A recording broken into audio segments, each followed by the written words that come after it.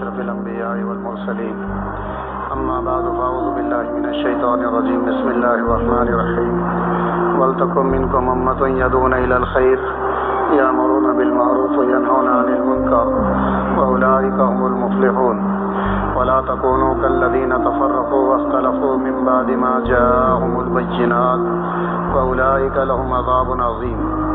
قال النبي صلى الله عليه وسلم من أمر بالمعروف ونهى عن المنكر وهو خليفة الله في أرضه خليفة كتابه وخليفة رسوله أو كما قال صلی اللہ تعالی علیہ وسلم.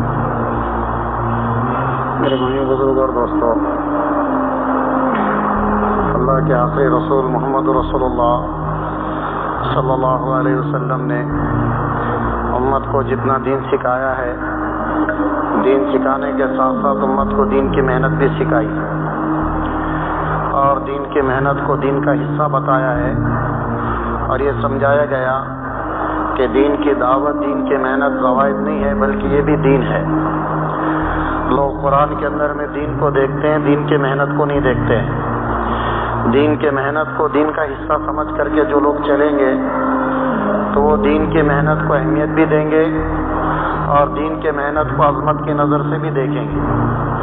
اور جو لوگ دین کی محنت کو زوائد سمجھیں گے وہ تو یہ سمجھ کر کے چلیں گے کہ کام کاروبار کرنے والوں کی بس کی بات نہیں کہ وہ اللہ کے راستے میں نکلے، دنیا کمانے والوں کی بس کی بات نہیں کہ وہ اللہ کے راستے میں نکلے.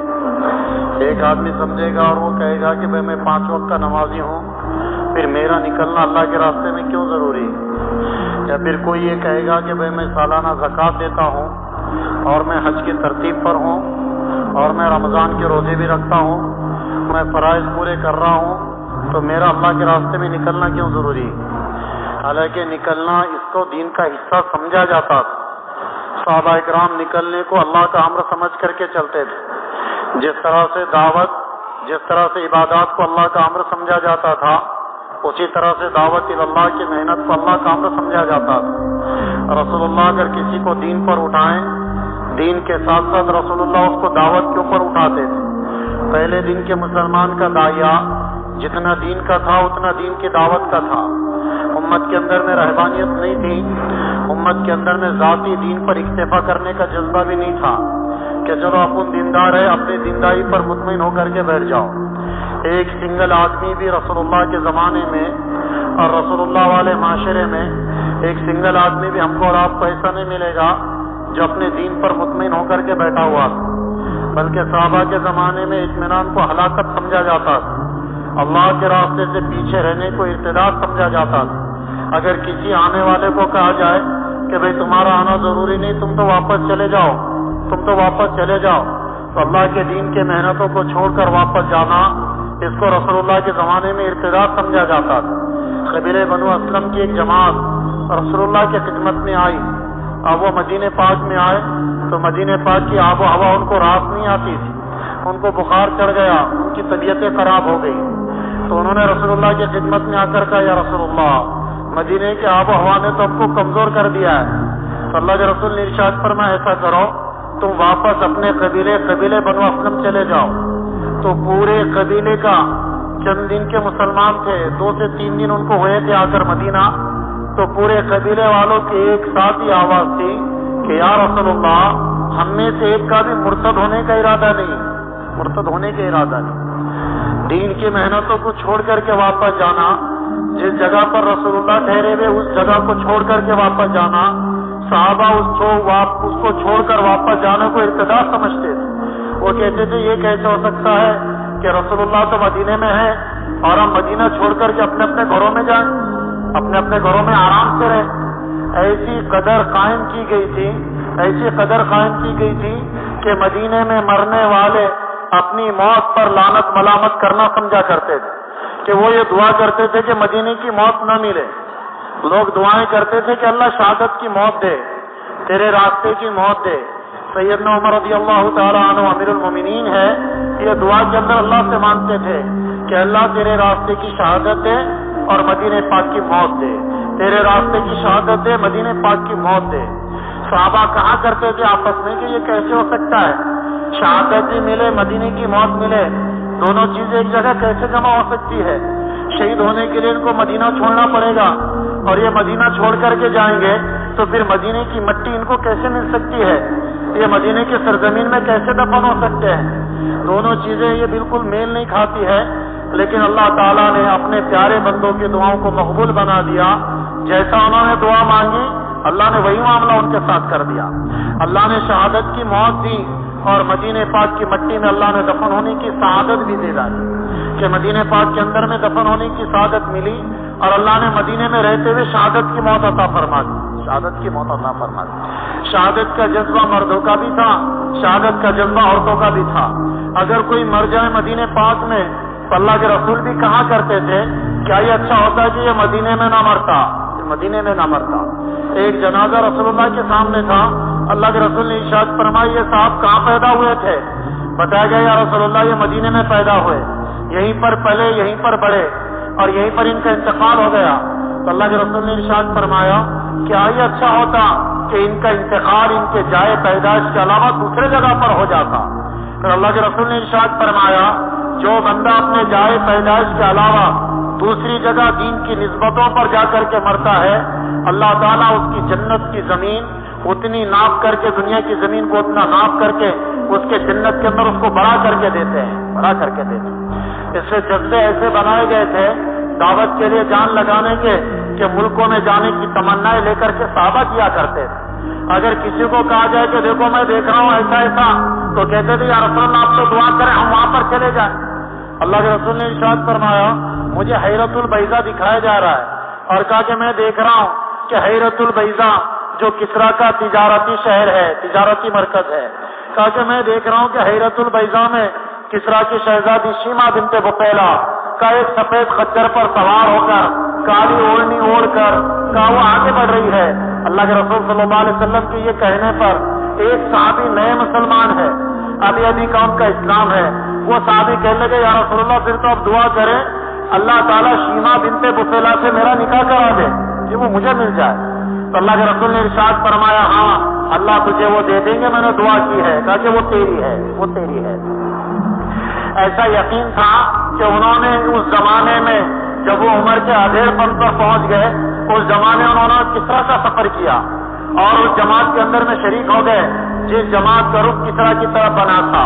اس جماعت کے اندر شریک ہو کر کے وہ حیرت البیضا گئے، اور جب حیرت البیضا میں صحابہ فاتحانہ داخل ہونے لگے تو ان کی نظریں تھی اس عورت کی طرف جس کی نشاندہی رسول اللہ کر چکے تھے۔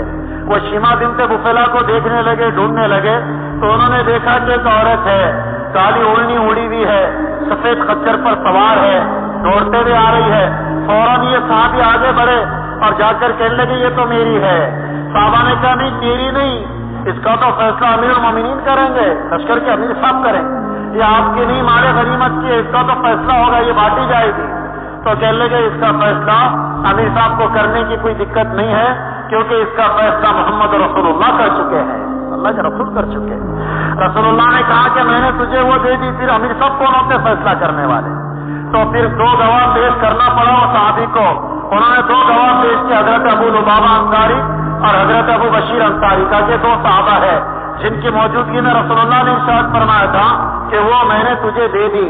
ابھی اس کو لے کر کے جانے لگے تو بتانے کا مقصد یہ ہے کہ صحابہ کے جذبے بوڑھے ہونے کے بعد ان کے جذبے بوڑھے نہیں ہوتے تھے، بلکہ بڑھاپے میں بھی وہ اللہ کے دین کی محنتوں میں ملکوں میں جانے کے جذبوں کے ساتھ کیا کرتے، جذبوں کے ساتھ کیا کرتے۔ صحابہ کی مجموعی دعا تھی کہ اللہ ہم کو شہادت کی موت دے، اللہ ہم کو شہادت کی موت دے۔ ہر صحابی شہادت کی موت کی تمنائیں اور شہادت کی موت کی دعائیں کرتا تھا کہ اللہ ہم کو شہادت کی موت دے۔ لکھا ہے محققین نے نقطہ بیان کیا ہے، اللہ تعالیٰ نے تقریباً صحابہ کی دعاؤں کو قبول فرمایا، شہادت کی موت دینے کا اللہ نے ارادہ فرمایا، لیکن وہ پاکیزہ نفوس تھے جن کو اللہ نے دشمنوں کے ہاتھوں ضائع نہیں کیا، بلکہ اللہ نے ایک بیماری ایسی لائی کہ اس بیماری کے اندر میں تقریباً 36,000 صحابہ شہید ہو گئے، 36,000 صحابہ شہید ہو گئے۔ اور اس بیماری کے بارے میں اللہ کے رسول نے ارشاد فرمایا جو اس بیماری میں مرے گا اس کی موت شہادت کی موت ہے۔ تو اللہ نے ان کو بیماری دے کر کے شہادت کی موت عطا فرمائی۔ حضرت ابو عبیدہ بن جراح رضی اللہ تعالیٰ عنہ ایک پھنسی ان کو نکل آئی اور وہ میدان کے اندر میں ہے اور میدان میں ان کو پھنسی نکل آئے۔ پھنسی نکل آنے کے بعد اس کا پھوڑا بن گیا اور 2 دن کے بعد ان کا انتقال ہو گیا، وہ شہید ہو گئے۔ حضرت معاذ ابن جبل نے ان کی جنازے کی نماز پڑھائی اور معاذ ابن جبل بھی دعا کر رہے کہ اللہ ان کو شہادت کی موت ملی، اب میرا کیا؟ شہادت کی موت ان کو ملی، میرا کیا؟ کیا جذبے تھے، کیا جذبے تھے! آج تو ہمارے جذبے اتنے مختلف ہو گئے، اتنے مختلف ہو گئے۔ اگر کوئی آدمی دعا کرے اللہ تیرے راستے کی موت ہے تو آمین بولنے والے آمین بولنے کے لیے بھی تیار نہیں رہتے۔ آمین بولو، قبول ہو گئی تو کیسا ہو، قبول ہو گئی تو کیسا؟ ہماری جماعت جارڈن میں چل رہی تھی تو وہاں کے ساتھیوں نے بتایا کہ یہ جارڈن کا قبرستان ہے اور انہوں نے بتایا کہ اس قبرستان کے اندر میں ہر ملک کا آدمی آرام کر رہا ہے، ہر ملک کا آدمی یہاں پر انتقال ہوا اس کا اور وہ یہاں آرام کر رہا ہے۔ بولے اب تم بتاؤ تمہارے میں سے کس کا ارادہ یہاں رکنے کا ہے؟ انہوں نے کہا کون رکتا ہے یہاں؟ بولو تمہارے میں سے کون رکتا ہے یہاں؟ تو ساتھی نے تو دعا بھی کرنا چھوڑ دیا، اللہ تیرے راستے کی موت قبول ہو گئی تو کیا جذبے! وہ صحابہ تھے جو سلیکٹڈ تھے، منتخب شدہ تھے، جن کو اللہ نے چنا تھا اپنے دین کی محنت کے لیے، رسول اللہ کی صحبت کے لیے۔ ایک عورت اپنے دودھ پیتے بچے کو لے کر رسول اللہ کی خدمت میں آئی اور آ کر کہنے لگی یا رسول اللہ میں اپنے بچے کو شہادت کے لیے لے کر آئی ہوں آپ کے پاس، اس کو لے کر جائیں آپ اپنے ساتھ۔ اللہ کے رسول نے بچے کو نیچے سے اوپر سے دیکھا اور دیکھ کر اللہ کے رسول نے ارشاد فرمایا کہ مائی تیری نیت بچے کو شہید کرانے کی ہے، کہا کہ جا اللہ تجھے تیری نیت پر ثواب دے دے گی، تیری نیت پر ثواب ملے گی۔ شہادت کا جذبہ تو لے کر آئی اپنے اولاد کے لیے، کہا تیری نیت پر اللہ تجھے ثواب دے دیں گے۔ ماں تو خوش ہو گئی، بچے کو لے کر جانے لگی۔ بچے نے ماں کے ہاتھ میں سے اپنا ہاتھ کھینچا اور ہاتھ کھینچ کر رسول اللہ کی خدمت میں حاضر ہوا، کہنے لگا یا رسول اللہ ماں کو تو نیت کا ثواب مل گیا، پھر میرے شہادت کا کیا؟ میری شہادت کا کیا؟ ماں کو تو میری نیت کا ثواب مل گیا تو اس نے نیت کی کہ اپنے بچے کو شہید کرانے کے لیے لے کر آئی ہو۔ کہا ماں کو تو نیت کا ثواب ملا، لیکن کہا یا رسول اللہ میری شہادت کا کیا؟ میری شہادت کا کیا؟ یہ بچوں کے جذبے ہوا کرتے تھے۔ تو اللہ کے رسول نے وہ قدر قائم فرمائی تھی دعوت کی، اللہ کے دین کے محنتوں پر جان مال کے قربان کرنے کی۔ ہر پہلے دن کا بھی آدمی کہا کہ اس کا جذبہ دین کے دعوت کا تھا، اس کا جذبہ دین کے دعوت کا۔ ایک تابعی نے اسلام قبول کیا، اسلام قبول کرنے کے بعد انہوں نے فوراً اللہ کے رسول کی خدمت میں عرض کیا یا رسول اللہ اب آپ کو اجازت دیں میں جاؤں گا اپنی قوم قبیلے ثقیف، کہا کہ میری قوم میرا بڑا قدر کرتی ہے، میرا بڑا ادب کرتی ہے، اور کہا کہ میری قوم ایسی ہے اگر میں کھڑا رہوں تو میرے قوم کا کوئی بیٹھتا نہیں ہے، اگر میں بیٹھ جاؤں تو میری قوم کا کوئی لیٹتا نہیں ہے، اگر میں نہ کھاؤں تو میری قوم بھوکی رہتی ہے، لیکن کہا میرے ادب میں کوئی کھانا پسند نہیں کرتا ہے، آپ اجازت دیں میں اپنے قبیلے ثقیف جانا چاہتا ہوں، میں ثقیف والوں کو جا کر کے دعوت دوں گا۔ اللہ کے رسول نے ارشاد فرمایا ارے ثقیف والے تو بڑے سخت ہیں، تو نہ جا ابھی، کیونکہ قبیلے والے ثقیف والے بڑے سخت ہیں کہ جنہوں نے رسول اللہ کے اوپر پتھر مارے، کہا کہ یہ وہ قوم ہے، اس لیے کہا کہ تو نہ جا۔ ہماری جماعت گئی طائف جانے کے بعد وہاں پر مسجد عبداللہ ابن عباس ہے، حضرت عبداللہ ابن عباس کے نام سے وہاں پر مسجد بنائی گئی اور عبداللہ ابن عباس کی وہیں پر قبر بھی ہے۔ تو وہاں پر جب مسجد میں گئے 2 رکعت نماز پڑھی، نماز پڑھنے کے بعد ایک شیخ مسجد کے اندر بیٹھے ہوئے تھے، انہوں نے ہمارے ساتھیوں کو دیکھ کر سمجھ گئے کہ جماعت ہے، انہوں نے جماعت کے ساتھیوں کو بلایا اور بلا کر کے ان کے پاس بیٹھے، انہوں نے ہماری ضیافت کی، پھر ان کے ساتھ انہوں نے اختلاط کیا، بات چیت کی۔ ہم نے کہا کہ بھئی آپ سے تو لوگ بہت منتظر ہیں کہ طائف والے آئیں، سارے دنیا میں چلے پھریں، سارا عالم آپ کا منتظر ہے، کیونکہ آپ صحابہ کی اولادیں ہیں، جن لوگوں کو چنا گیا تھا دین کی دعوت کے لیے، دین کی محنتوں کے لیے، کہا کہ آپ ان کی اولادیں ہیں، سارا عالم آپ کا منتظر ہے۔ تو وہ شیخ بڑے ہی عاجزی تواضع کے ساتھ کہنے لگے آپ ہم کو اولاد صحابہ کہتے ہیں، لیکن کہا کہ نحن اولاد الحجار، کہا کہ ہم صحابہ کی اولادیں نہیں، پتھر مارنے والوں کی اولادیں، ہمارے باپ داداؤں نے پتھر مارا ہے رسول صاحب، کہ اللہ قیامت کے دن ہم کو پوچھیں گے تو صحابہ کی اولاد میں پیدا ہونا ہمارے کیا کام آئے گا؟ کہا کہ نحن اولاد الحجار، نحن لیس فقط اولاد الصحابہ، نحن اولاد الحجار، کہا کہ ہم تو پتھر مارنے والوں کی اولادیں ہیں جنہوں نے رسول اللہ کے اوپر پتھر مارے، رسول اللہ پر پتھر مارے۔ تو اللہ کے رسول نے صحابی سے کہا کہ تم ثقیف ابھی مت جاؤ، قبیلے ثقیف کی طرف ابھی مت جاؤ۔ انہوں نے کہا نہیں یا رسول اللہ میری قوم میرا بڑا ادب کرتی ہے، میں جاؤں گا، میری قوم میری بات مانے گی۔ اللہ کے رسول نے پھر ان کو روانہ کیا، وہ ثقیف کی طرف گئے۔ کیا جذبہ پہلے دن کے مسلمان کا یہ جذبہ، پہلے دن کے مسلمان کا یہ جذبہ، کیا جذبہ تھا دعوت کے لیے، تو انہوں نے کہا نہیں یا رسول اللہ میں تو جاؤں گا قبیلہ ثقیف۔ اللہ کے رسول نے ان کو ثقیف کی طرف روانہ فرمایا۔ وہ قبیلہ ثقیف گئے اور جا کر اپنے قوم کو دعوت دی۔ جیسے قوم کو دعوت دی، قوم نے ان کے اوپر پتھر برسانا شروع کر دیے اور اتنے پتھر ان کے اوپر برسائے کہ وہ صحابی شہید ہو گئے۔ جیسے وہ صحابی شہید ہوئے، بذریعہ وہی رسول اللہ کو بتایا گیا یا رسول اللہ آپ کے صحابی کو تو قبیلہ ثقیف والوں نے مار ڈالا ہے۔ یہ دعوت دیتے دیتے مر گئے اور یہ دعوت دے رہے تھے، اپنے قوم کو سمجھا رہے تھے اور کہا کہ قوم ان کے سمجھانے کے جواب میں ان کو پتھر سے مار رہی تھی۔ کہا کہ پتھر سے مار کر کے ان کو شہید کر دیا گیا۔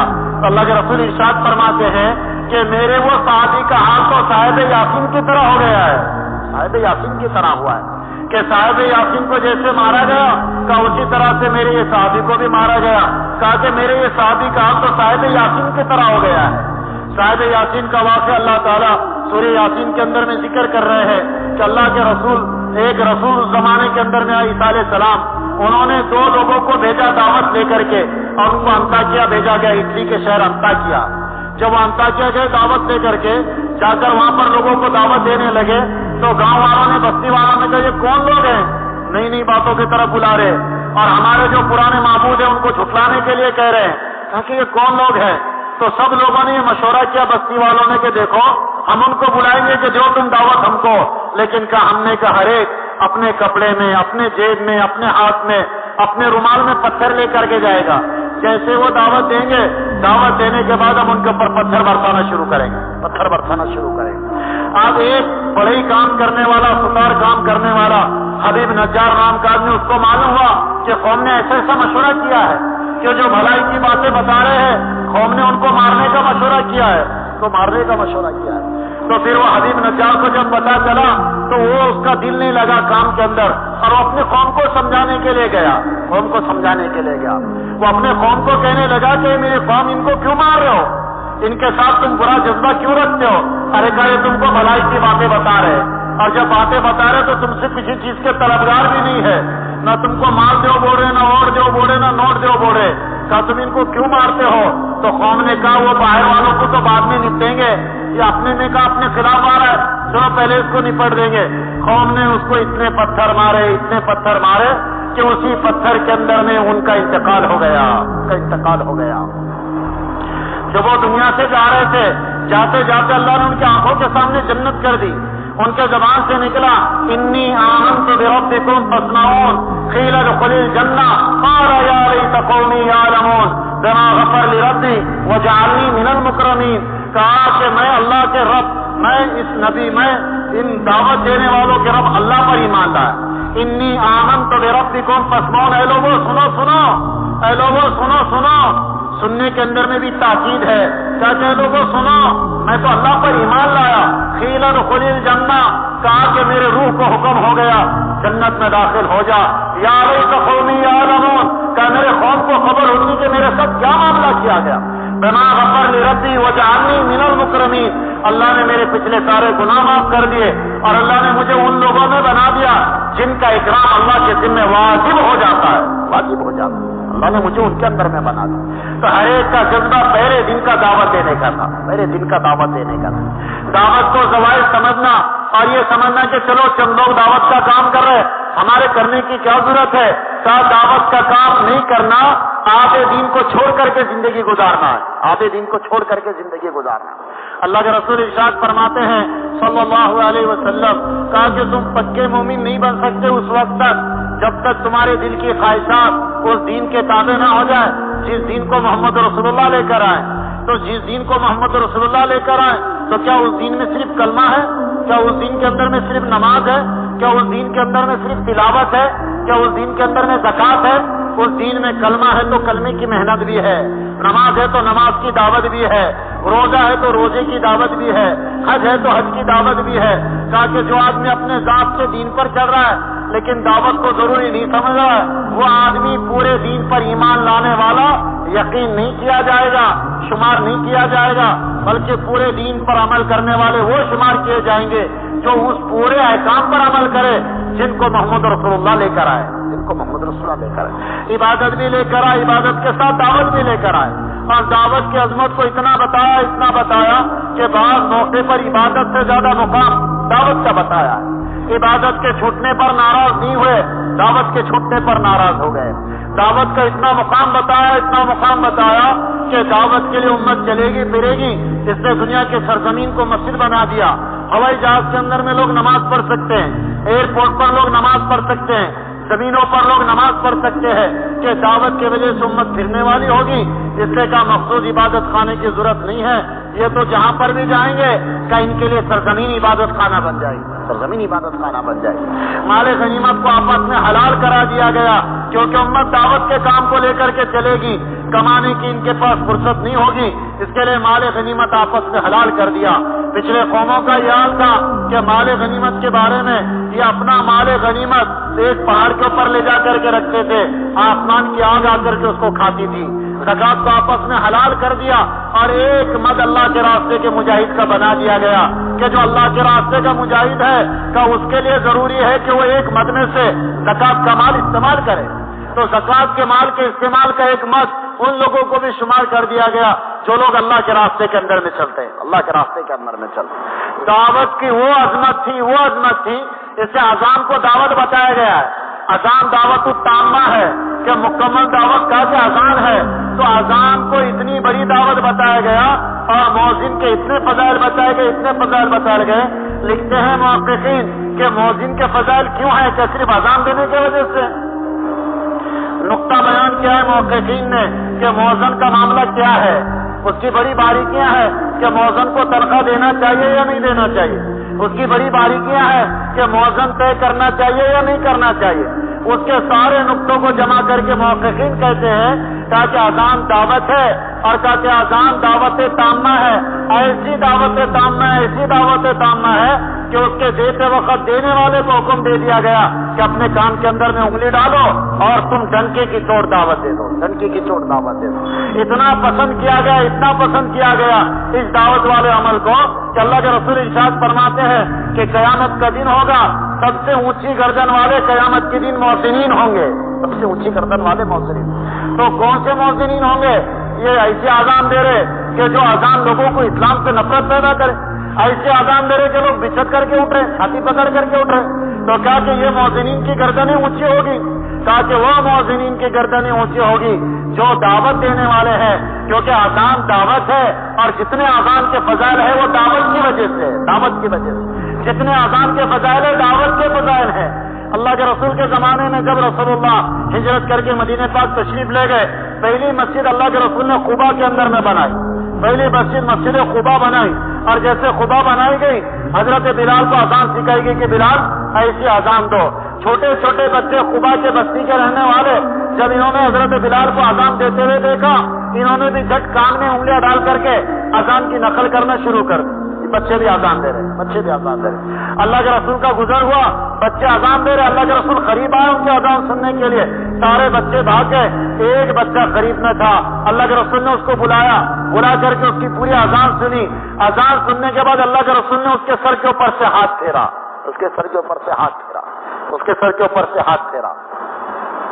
وہ بچہ بڑا ہو کر کے مؤذن بن گئے مسجد نبی کے، حضرت ابو محجورہ، جن کا نام تھا حضرت ابو محجورہ۔ کہا کہ یہ مسجد نبی کے مؤذن بنائے گئے، تو اللہ کے رسول نے ان کے سر پہ سے ہاتھ پھیرا، تو وہ صحابی بڑے ہونے کے بعد انہوں نے اپنے بال نہیں کٹائے، 2 چوٹیاں چھوڑ کر کے چلتے تھے۔ تو کسی نے ان سے کہا کہ ابو محجورہ اپنے سر کے بال کٹاؤ، تو وہ بال اتنے لمبے ہو گئے ہیں۔ تو کہنے لگے میں اپنے سر کے بال کیسے کٹاؤں؟ کہا کہ سر کے بال پہ تو محمد رسول اللہ کا ہاتھ پھرا ہے، رسول اللہ کہ اللہ کے رسول نے اس کے اوپر سے ہاتھ پھیرا، کہا کہ جس بال پر سے رسول اللہ کا ہاتھ پھرا ہو، کہا کہ میں وہ بال کیسے کٹا سکتا ہوں؟ تو اس کے سر پر سے رسول اللہ نے ہاتھ پھیرا ہے جس بچے نے اذان دی ہے۔ امت کو سبق دیا گیا اس کے ذریعے سے، کہا کہ یہ امت داعی ہے، یہ امت دعوت دینے والی ہے، دعوت پر اتنا اٹھایا گیا، کہا کہ اتنا اس کے فضائل بتائے گئے کہ دعوت کے لیے جینا، دعوت کے لیے مرنا، یتیم کی کفالت کے فضائل بتائے گئے، اور یتیم کی کفالت کے فضائل کے بارے میں علماء فرماتے ہیں، علماء موقع کا قول ہے، وہ یہ کہتے ہیں کہ اس زمانے میں یتیم ہونا ان لوگوں کی شان تھی کہ جو داعیوں کی اولادیں تھیں، اللہ کے راستے کے مجاہدوں کی اولادیں تھیں، کہ جو اللہ کے راستے میں چلے گئے، جانے والے اللہ کے راستے میں کام آتے تھے اور ان کی اولادیں یتیم ہوتی تھی، تو اللہ کے رسول نے فضائل بتائے، کہا کہ دیکھو جو کام آ گئے اللہ کی نسبتوں پر اللہ کے راستے میں، کہ ان کے اولادوں کے ساتھ حسن سلوک کرو، ان کے اولاد کے سر پہ سے جو ہاتھ پھیرے گا، اللہ کے رسول ارشاد فرماتے ہیں جتنے ہاتھ اس کے بال ہاتھ کے نیچے آئیں گے اللہ تعالیٰ اس کے بال کو گن کر کے اس کو نیچے دیں گے، بال کو گن کر کے نیچے دیں گے، تاکہ اس کے جتنے سر کے اوپر سے ہاتھ پھیرے گا، جتنے بال ہاتھ کے نیچے آئیں گے کا اتنی نہیں کیا اس کو ملے گی۔ اللہ کے رسول ارشاد فرماتے ہیں کہ یتیم کی کفالت کرنے والا اور محمد رسول اللہ کا قیامت کے دنوں ایسے رہیں گے، قیامت کے دن دونوں ایسے رہیں گے، کہ یتیم کی کفالت کرنے والے اور محمد رسول اللہ قیامت کے دن ایسے ہوں گے۔ رسول اللہ نے اپنی 2 انگلیاں اشارہ کر کے بتائے، کہا کہ وہ ایسے ہوں گے۔ علماء فرماتے ہیں، محقق کا قول ہے، وہ یہ کہتے ہیں کہ رسول اللہ کا مرتبہ باعتبار رسول ہونے کے بڑا ہوگا، اور کہا کہ امتی کا مرتبہ چھوٹا ہوگا، ورنہ یتیم کی کفالت کے فضائل اللہ کے رسول نے صرف دعوت کی وجہ سے ارشاد فرمایا، دعوت کی وجہ سے ارشاد۔ اتنا دعوت پر امت کو اٹھایا گیا، امت دعوت پر ایسے اٹھی ہوئی تھی، جان قربان کر رہے ہیں، مال قربان کر رہے ہیں، اوقات قربان کر رہے ہیں، صلاحیتیں قربان کر رہے ہیں۔ جو کچھ اللہ نے دیا ہے اس کا پہلا مصرف سارے صحابہ اعلی کلمت اللہ اور اللہ کے دین کی اشاعت اور دین کی تبلیغ سمجھ کر کے چلتے تھے، دین کی تبلیغ سمجھ کر کے چلتے۔ وہ سمجھتے تھے کہ جو ملا اللہ کے دین کی نسبتوں پر لگانے کے لیے ملا ہے، رکنے کے لیے نہیں، ورنہ تھوڑا مال آ گیا تو آدمی سب دے دے رہا چھوڑ، سب دے دے رہا چھوڑ، مال آ گیا تو اس کو سنبھالنے کے چکر میں، مال آ گیا تو تعیش کے نقشے کے چکر میں آدمی اللہ کے دین کی محنتوں سے پیچھے ہٹ جاتا ہے، محنتوں سے پیچھے ہٹ جاتا ہے۔ عبداللہ بن عمر بن عاص رضی اللہ تعالیٰ عنہ صحابی رسول ہے، ان کا گزر ہوا اہل یمن پر سے، وہ گزرے اہل یمن پر سے۔ انہوں نے پوچھا اہل یمن کو کہ بتاؤ مرتد ہونے والے کون ہیں، کہ جو مرتد ہو گئے اسلام سے، جنہوں نے اپنے دین کو اپنے مذہب کو چھوڑ دیا، جو پچھلے پیر پلٹ گئے اسلام سے، کہا کہ بتاؤ کون ہے؟ تو ایک صحابی کہنے لگے جو یمن سے تعلق رکھتے تھے، وہ کہنے لگے کہ اے عبداللہ بن عمر بن عاص، کہا کہ مرتد ہونے والا وہ ہے کہ جس نے اسلام قبول کیا، رسول اللہ کی صحبت اختیار کی، اللہ کے راستے کا جہاد کیا، اللہ کے راستے کا مجاہدہ کیا، اور کا اس کے بعد اللہ نے اس کے بعد فضل کا معاملہ فرمایا، اللہ نے اس کے اوپر ثروت دی، وسعت دی، برکتیں دی، اب اس کے بعد مال آ گیا، کہا کہ مال آنے کے بعد پھر اس نے ارادہ کیا، لوگوں سے وہ کہنے لگا کہ ٹھیک ہے تم ایسا کرو، تم تو جاؤ اللہ کے راستے میں، اگر تم کو مال کم پڑے گا تو میں تم کو مال دیتا ہوں، کیونکہ یہ ہے اصل میں مرتد ہونے والا، یہ اصل میں مرتد ہونے والا۔ عبداللہ بن عمر بن عاص کہتے، کہا کہ یہ ہے جو پچھلے پیر اسلام سے پلٹنے والا ہے، جو اللہ کے دین کی محنتوں کو چھوڑ کر کے پیچھے رہ جائے، اور کہا کہ مال کی مشغولی، دکان کی مشغولی، کاروبار کی مشغولی اس کو اللہ کے راستے سے پیچھے کر دے، کہا کہ جو پیچھے رہ گیا، کہا کہ یہ ہے مرتد ہونے والا، یہ ہے مرتد ہونے والا۔ ایسا اٹھایا گیا تھا دین کی محنتوں پر، آج تو ہمارے چلہ 4 مہینے سمجھ میں نہیں آ رہا ہے، 4 مہینے کی تشکیل کرے تو لوگ ڈر جاتے ہیں، ملکوں کی تشکیل ہو جائے 5-5 مہینے کے لوگ ڈر جاتے ہیں۔ ایسا اٹھایا گیا تھا، ایسا اٹھایا گیا تھا، جن کا ملکوں میں جانا طے ہو جاتا تھا وہ اپنے خاندانوں کے ساتھ ملکوں میں جا کر کے آباد ہو جاتے تھے، خاندانوں کے ساتھ ملکوں میں جا کر ساری دنیا اٹھا کر کے دیکھے پتا چلے گا، صحابہ دنیا کے کونے کونے میں گئے، چپے چپے میں گئے، دائی بن کر کے گئے، دعوت کا جذبہ لے کر کے گئے، دعوت کے ارادوں کے ساتھ گئے۔ براعظم افریقہ کا ایک ملک ایسا نہیں ملے گا جہاں پر صحابہ کی قبریں نہ ہو، ملتانیہ لے لو، ساحل اولاد کے پورے ممالک لے لو، ایوری کوسٹ کے پورے ممالک لے لو، یہ جتنے بھی بالکل بر اعظم امریکہ سے لگ کر جو بر اعظم افریقہ ہے اور جو بحر اوقیانوس سے لگ کر ہے، تو یہاں پر صحابہ پہنچے کیسے ہوں گے؟ آج تو بائی پلین جانا ہے تو گھنٹوں لگ جائے وہاں پر جانے کے لیے، تاکہ صحابہ وہاں پہنچے کیسا ہوں گے؟ صحابہ وہاں کیسے؟ ان کے جذبے نے ان کو وہاں پر پہنچا دیا، اندر کے جذبے نے ان کو وہاں پر پہنچا دیا۔ اندر کا جذبہ جان دینے کا، اللہ کے دین کے کلمے کو بلند کرنے کا جذبہ تھا، وہ جذبہ ان کو دنیا کے چپے چپے میں لے کر کے چلا گیا، دنیا کے چپے چپے کے اندر لے کر چلا گیا۔ یہ دنیا کے کونے کونے میں گئے، ایسے ایسے ملکوں کے اندر میں گئے کہ جن ملکوں میں جانے کا ہم تصور نہیں کر سکتے، تاکہ ایسے ایسے جگہ پر اللہ نے صحابہ اکرام کو پہنچا دیا، ایسے جگہ پہ صحابہ کو پہنچا۔ ہجرت ہم سمجھتے ہیں کہ تھوڑا گئے، جا کر کے واپس آ گئے، کا جو جماعتیں اللہ کے راستوں میں نکلتی ہے وہ جماعتوں کو دیکھ کے ایسا لگتا ہے کہ اب بھی آئی کیا ہے، اور جو جماعتیں واپس آنے والی ہوتی واپسی کی تو ایسے خوش رہتی ہے، کوئی امامہ باندھ رہا ہے، کوئی تھوڑا سا سرما لگا رہا ہے، کوئی عطر لگا رکھا ہے، واپسی ہے اللہ کے راستے سے واپس جا، تو واپس جانے والوں کے چہروں پر خوشی ہوتی ہے، ہنسی ہوتی ہے، دیکھ کر سمجھا جاتا ہے کہ بھئی یہ واپس جانے والے ہیں، حالانکہ معاملہ الٹا ہے. رسول اللہ کے زمانے میں واپس جانے والے روتے تھے اور اللہ کے راستے میں نکلنے والے خوش ہو جایا کرتے. وہ کہتے تھے کہ ہم کو اللہ کے رسول نے قبول کیا ہے, ہم اللہ کے راستے میں جا رہے ہیں. اور جن کو واپس جانے کے لیے کہا جاتا تھا, قرآن کہہ رہا ہے ترا اعینہم تفیض من الدم, کہا کہ ان کو دیکھو تو صحیح, کہا تو جا رہا ان کو واپس جاؤ اپنے گھرانوں کی طرف, کہا پھر ان کی آنکھیں کیوں اشک بار ہے, ان کی آنکھوں سے آنسو کیوں نکل رہے ہیں. اللہ اپنے رسول سے کہہ رہے کہ یا رسول اللہ ان کو ذرا واپس بلا کر کے پوچھیں یہ کیوں رو رہے ہیں, ان کو تو واپس جانے کے لیے کہا جا رہا ہے. اللہ کے رسول نے ان کو بلا کر کے پوچھا کہ بھئی کیوں رو رہے ہو, تو کہنے لگے یا رسول اللہ ہم میں سے کون واپس جانے کا جذبہ رکھتا ہے. کہا ہم تو اللہ کے دین کی نسبت پر جان دینے کے لیے آئے. کیا دینے کے لیے آئے تھے بولو, جان دیں. یہ جذبے تھے, یہ جذبے. ایک جماعت ایک ملک میں وقت لگا کر کے آئے. حضرت جی مولانا ساتھ ساتھ دامت برکات تم نے ان کی کارگزاری دی. کارگزاری کے اندر وہاں کی بے دینی سنانے لگے کہ حضرت بہت برا حال ہے, بہت برا حال ہے, بہت برا حال ہے, لوگ مرتد ہو رہے ہیں اور دنوں کے حساب سے ارتداد بڑھتا جا رہا ہے. ایک ایک دن میں مرتد ہونے والے کی تعداد ہزاروں تک پہنچ جاتی ہے. کہ حضرت جلدی کریں اور ہم وہ علاقہ چھوڑ کر واپس آ گئے, ہمارا وقت ختم ہو گیا, اس لیے کہ آپ جلدی سے وہاں پر جماعت بھیج دیں. تو حضرت ان سے فرمانے لگے بڑے درد کے ساتھ کہ جب تم دیکھ رہے تھے وہاں اسلام مٹ رہا ہے, جب تم دیکھ رہے تھے کہ وہاں پر ارتداد بڑھ رہا ہے, کہ پھر تم وہ علاقہ چھوڑ کے واپس آئے کیسے, تمہارا دل بولا کیسے واپس آنے, تمہارا دل بولا کیسے واپس آنے. کل مشورے کے اندر میں علماء کرام جو دوسرا ایک سال کا دوسرا چلہ لگانے کے لیے نظام الدین گئے, اب ان کی آمد ہونے والی, وہ واپس آنے والے, اور اللہ تعالیٰ جزائے خیر دے اپنے امیر صاحب کو. جب ساتھیوں نے رائے دی ان کی, تو امیر صاحب نے کہا ان کے بارے میں ایسی بدگمانی کیوں کرتے ہو, ان کے بارے میں تو یہ گمان رکھو کہ انہوں نے وقت بڑھا دیا ہوگا, انشاءاللہ وہ واپس نہیں آئیں گے, انہوں نے وقت بڑھا دیا ہوگا. یہ عین صحابہ کی سنت تھی, عین صحابہ کی سنت, عین صحابہ کی سنت. آج تو ہم وقت پورا کرتے ہیں, صحابہ کام پورا کرتے تھے, اور کام پورا کرنے کے لیے اگر جان لگ جائے تو جانوں کی بازی لگایا کرتے. اسی جذبے پر مولانا یوسف خان رحمۃ اللہ علیہ نے ایسا عملہ تیار فرمایا جو عملہ ملکوں میں جا کر کے آباد ہو گیا. فلاں ساتھی فلاں ملک میں, فلاں ساتھی فلاں ملک میں, اور واپس آ کے بولے تم نے بھیجے تھے ایسا ایسا کیا, بھیج کے تم یہاں بہت آرام سے دکھ رہے, کوئی شکوہ نہیں, اللہ کے لیے کرنا ہے. کس کے لیے کرنا ہے بولو, اللہ کے. ارے کس کے لیے کرنا ہے, جو اللہ کے لیے کرتے ہیں اللہ کے خزانے سے اجر پاتے ہیں. تو مولانا یوسف صاحب نے تیار کیا, ملکوں میں جانے والے لوگ تیار ہو گئے جو اپنے پھر خاندان کو لے کر, اپنے گھرانے کو لے کر, بیوی بچوں کو لے کر ملکوں میں جا کر کے آباد ہو گئے, اور ملکوں میں جا کر انہوں نے تبلیغ کا کام کیا. حضرت ایک ملک کے مشورے کے اندر میں بتانے لگے کہ ایک صاحب میرے پاس ایک ملک سے سفر کر کے آئے, اور آ کر وہ مجھ سے کہنے لگے کہ حضرت آپ کے دادا نے میرے والد صاحب کو ایک ملک میں دعوت کے کام کے لیے بھیجا تھا, کہ میرے والد صاحب اس ملک میں آباد ہو گئے, اور وہیں پر ہم سب لوگ پلے بڑے پیدا ہوئے, اسی ملک کے اندر میں ہم جو تو پلے بڑے, اسی ملک کے اندر میں جو تو ہمارا اپنا وقت لگا. لیکن کہا ہمارے والد کو جب آپ کے دادا نے بھیجا, جب سے لے کر کے آج تک ہمارے والد نے اس ملک کے اندر میں وقت لگا, وہیں پر ہم رہتے ہیں, اور دعوت کا کام ہمارے والد نے کیا. بولے ہمارے والد کا پچھلے مہینے میں انتقال ہو گیا, پچھلے مہینے میں انتقال ہو گیا.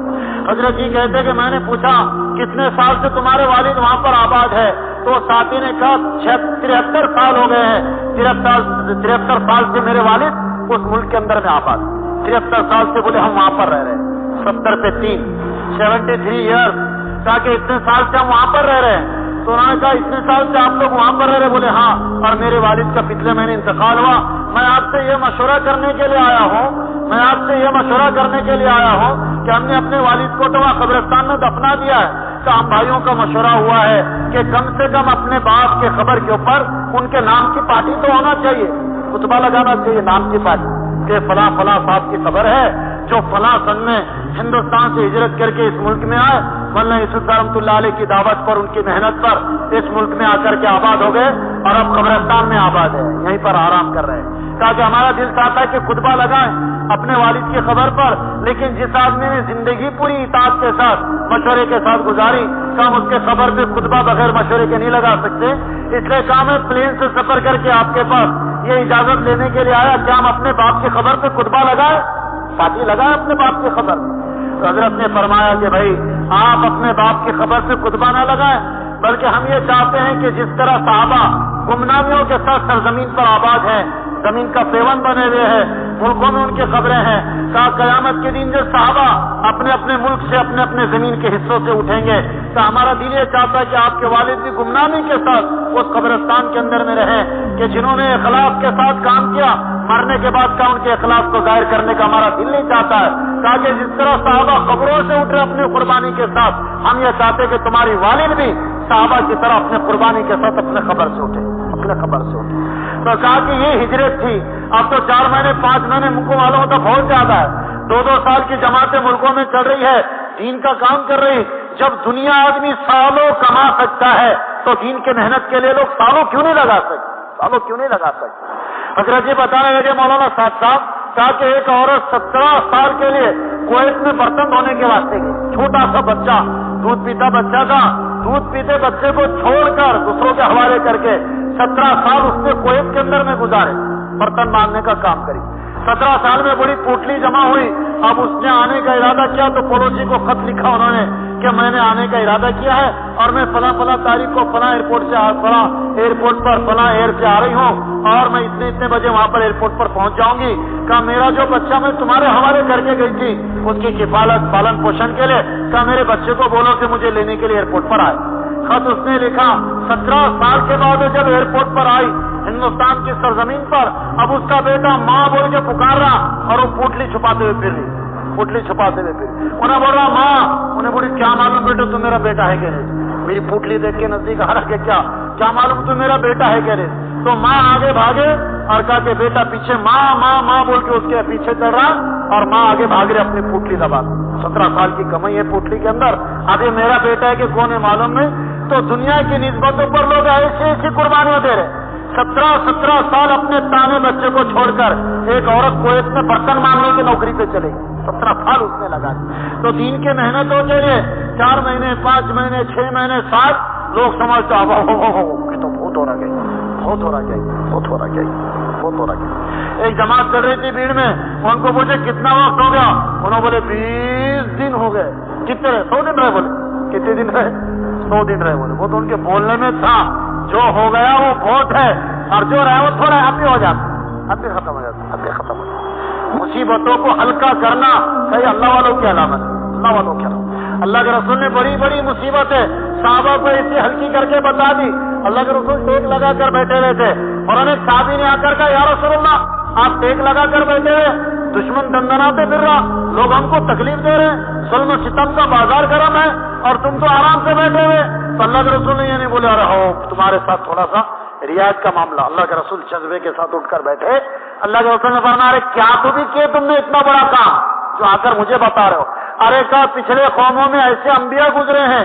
ایک نبی تو ایسے گزرے ان کو کھڑا کیا گیا رسی سے باندھا گیا اور لوہے کی کنگھی لائی گئی اور کنگھی دونوں ہاتھوں سے جسم میں چبا کے ان کی پوری دی جاتی. کنگھی پوری دی جاتی. کہا ان کے جسم کو لوہے کے کنگھی سے پوریدا جاتا تھا. بولے تمہارے میں سے کسی کے ساتھ ایسا ہوا. بولے نہیں یا رسول اللہ اتنی بڑی قربانی ہم نے نہیں دی. کہا پچھلے قوموں میں ایک نبی ایسے گزرے کہ ان کو لایا گیا اور لانے کے بعد ایک بادشاہ نے بکری کے بچے کی طرح ان کے سر کو ذبح کر دیا. ان کی منڈی کاٹ کر اپنے بیوی کو بطور مہر کے وہ صحابی کا سر پیش کر دیا. وہ صحابی جن کی قرآن میں اللہ نے بشا وہ نبی جن کی قرآن میں اللہ نے بشارت ان کے والد کو دی. حضرت زکریا نے دعا مانگی کہ اللہ مجھے اولاد نرینہ دے. اللہ تعالیٰ نے ان کو بشارت دی کہ ہم تجھے اولاد دیں گے اور کہا کہ اس اولاد کا نام یحییٰ ہوگا اور کہا کہ وہ نبی ہوگا. ایسے پاک صاف ستھرے نبی ان کا سر کاٹ کر کے بادشاہ نے اپنی منقوہہ کو اس کے محل کے اندر میں پیش کیا. کہ تمہارے ساتھ ایسا ہوا. بولے نہیں یا رسول اللہ ہمارے ساتھ ایسا نہیں ہوا. کہ اللہ کے رسول نے ارشاد فرمایا پچھلے قوم میں ایک نبی ایسے گزرے جب وہ ایک درخت کے اندر گھس گئے پناہ لینے کے لیے تو شیطان نے نیم کا پتا لا کر قوم کو بتایا. بولے ایسا بنا لوہے کا. کہا کہ لوہے کا آرا بنایا گیا. آرا بنا کر کے وہ درخت کو کاٹنے لگے. کاٹتے وہ لوہے کی انی ان کے جو تو گردن کے پاس جو شہرگ ہے وہاں پر آ کر کے لگ گئی. جیسے لگی تو ان کی کہاں نکلی. اللہ کی طرف سے اعلان ہوا زکریا خاموشی کے ساتھ شہادت قبول کر لو. دوسری مرتبہ کرو گے تو نبوت کے دفتر سے بھی نام نکال دیں. نبوت کے دفتر سے بھی نام کا خاموشی کے ساتھ انہوں نے شہید ہونا پسند کیا. بولے تمہارے میں سے کسی کے ساتھ ایسا ہوا. بولے نہیں یا رسول اللہ ہم میں سے کسی کے ساتھ. تو اللہ کے رسول نے وہ معیار بتایا اگلا کہ ان کی ساری قربانیاں، ان کی ساری مصیبتوں کو اللہ کے رسول نے ہلکا بتا دیا. ہلکا یہ کیا ہے؟ یہ کیا ہے؟ تمہارے ساتھ تو کچھ بھی نہیں ہوا، پچھلوں کے ساتھ تو بہت زیادہ ہوا ہے، پچھلوں کے ساتھ تو بہت زیادہ ہوا ہے. اس کے لیے دوستوں، جن کے سامنے اگلا ہدف ہوتا ہے نا، تو ان کے سامنے تو ان کی مصیبتیں بھی ہلکی ہو جاتی، مصیبتیں بھی ہلکی ہو جاتی. اس لیے لکھتے ہیں مفکر اور محقق کہا کہ خواب وہ نہیں ہوتے ہیں کہ خواب جو سو کر کے دیکھے جاتے ہیں، کہ ایک آدمی سو کر کے خواب دیکھ رہا ہے، کہ جو سو کر کے دیکھا جائے اس کو خواب نہیں کہتے، بلکہ کا خواب اس کو کہتے جو آدمی کو سونے نہیں دیتے، آدمی کو سونے نہیں دیتے. جیسے مولانا الیاس کا خواب تھا کہ جس نے ان کو بے چین کر دیا کہ بے چینی میں کروٹیں بدل ہے، بے چینی میں کروٹیں. خواب وہ نہیں ہوتے جو سو کے دیکھے جاتے ہیں، بلکہ خواب تو وہ ہوتے ہیں جو آدمی کو سونے نہیں دیتے ہیں. اس کے لیے پورا مجمع نیت کرو، عزائم ارادے کرو انشاءاللہ. ساری دنیا ہماری منتظر ہے. ایسا نہیں کہ صرف پرلی تعلقہ، ایسا نہیں کہ صرف بھیڑ ضلع، ایسا نہیں کہ صرف مہاراشٹر، پوری دنیا پیاسی ہے اور پوری دنیا اسلام کے قریب ہے، پوری دنیا اسلام کے دہانے پر آ کر کے رکی ہوئی ہے. تھوڑی قربانیاں تمہاری ہماری لگ جائے گی، اللہ تعالیٰ ملکوں کے حق میں ان کے مقدر کو بدلنے کے فیصلے فرمائیں گے. ان کا مستقبل اسلام والا ہوگا کہ کفر کی تاریخیوں میں جینے والے اسلام کی شعاؤں میں، اس کے میناروں میں اور اسلام کی روشنی میں سانس لینے والے، اٹھنے بیٹھنے والے بن جائیں گے. تھوڑی قربانی ہماری لگ جائے گی، تھوڑا جانور ہمارا لگ جائے گا، لیکن قوموں کا مقدر سنور جائے گا، قوموں کا مقدر بدل جائے گا. ملک کے ملک اسلام کی طرف پلٹا کھائیں گے. اس کے لیے پورا مجمع نیت کرو انشاءاللہ کہ اس مبارک محنت کے لیے اپنا پورا جان، پورا مال قربان کرنے کی نوبت آئے تو انشاءاللہ ہم اس کو سعادت سمجھ کر کے قربان کر دیں گے. سب اس کے لیے تیار ہے انشاءاللہ. تو اپنے پاس انشاءاللہ 5-5 مہینے کی ملکوں کے لیے جماعتیں بننے والی ہے. اس کے لیے ہمت کر کے بتاؤ کون مرد مجاہد تیار ہے؟ نظام الدین میں مشورہ ہے، انشاءاللہ اس کی پرچہ نظام الدین بھیجی جائے گی اور اس کا رخ بھی انشاءاللہ لے لیا جائے گا. زیادہ سے زیادہ 3 سے 4 مہینے میں جانا ہے. بتائے ہوئے ہمتیں کر کے کون تیار ہے؟ لکھیے محسن بھائی کمزم. اور بولو اور 5-5 مہینے کے لیے بتائے. بولتے رہے بولتے اور بتائے بڑے بڑے خرچوں کے ساتھ بتائیں. جان مال اللہ کی. بولو بھائی بولو. اجازت بھائی تھوڑا دعا تک تو بیٹھے رہو، چبھی اٹھ کے پھرو مت ادھر ادھر، اٹھنے کا ماحول مت بناؤ. سلام کرنے کے پہلے جاتے کہ اٹھ کے بیٹھ ٹھاٹ، کوئی خوف نہیں، کوئی ڈر نہیں. چلے اور بولو بولو بھائی بولو، تھوڑی ہمت کرو. انشاءاللہ 4 مہینے کا وقفہ رہتا ہے. مال آدمی کو نہیں لے جاتا، اندر کا جذبہ آدمی کو لے جاتا ہے. جن کے جذبے جوان ہوتے ہیں اللہ تعالیٰ ان کو بلندیوں کی اڑان نصیب کرتے ہیں. جن کے جذبے مر گئے دین کے، ہم دنیا کی نسبت میں تو تیز ہے. ارے وہ چلتے نا فلاں جگہ کہاں، چلو چلو چلو کہاں چلے، تیار ہے چلو چلو بول کے تیار ہے. اور دین کی نسبت میں بولے تو ٹھیک بنے والا ہوا ہو گیا. اب تمہیں دیکھ رہے کہ کیا ہے، سب دھرا کے دھرا رہنے والا ہے، سبھی دیکھ رہے ہیں نا. سب چھوڑ کے چلے گا، سب چھوڑ کے چلا گیا. سارا پسارا جمایا، خود سے بھی کچھ خرچ نہیں کرا، سارا چھوڑ کے چلا گیا، سارا چھوڑ کے چلا گیا. کرو ہمت انشاءاللہ. ہمت مردہ مدد خدا. ہم ارادے کے مکلف ہے، لے جانے والی ذات اللہ کی. اللہ لے جائیں گے، اللہ لے جائیں گے انشاءاللہ. بولو رے بولو، کس کے ارادے بولو.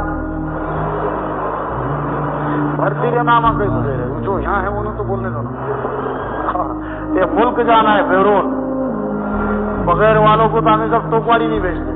جو یہاں نہیں ہے تو ان کو کیا کہاں بھیجیں. اور بولو اور بولو.